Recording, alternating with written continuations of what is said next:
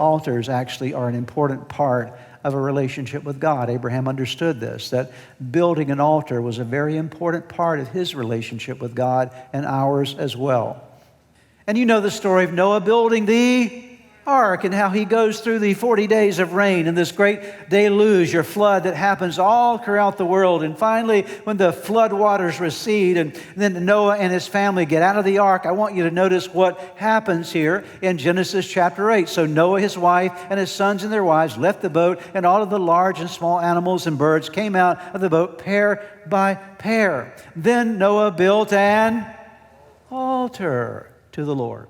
And there he sacrificed as burnt offerings the animals and birds that had been approved for that purpose. And the Lord was pleased with the aroma of the sacrifice. And the Lord said to himself, he makes a covenant, God makes a promise, I will never again curse the ground because of the human race, even though everything they think or imagine is bent toward evil from childhood. I will never again destroy all living things. And here is this moment that Abraham, yes, built altars, but he was preceded by Noah building altars. Now let's go into the future a little further. We have Noah and Abraham. How about Moses? Anyone remember Moses? Of course we know Moses.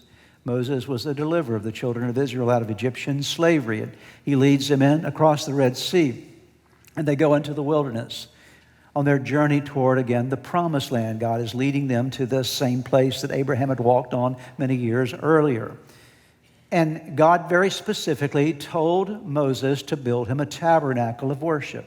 And God gave Moses very specific plans. You can read about this in Numbers chapter 25. Very specific plans of how this tabernacle was to be built and what it was to look like. And God made it very clear that when you build this tabernacle of worship to me, I want you to build altars there. There's to be a bronze altar, and the bronze altar is the place where burnt offerings will be offered to God. You'll take animals, and you'll lay these animals on this altar. They will be sacrificed to God as a statement of atonement for sins. That sins will be washed away as the blood is shed and the offering is offered to God on the altar of the bronze altar, the altar of burnt offerings. But he says also make a second altar, and that's the altar called the golden altar.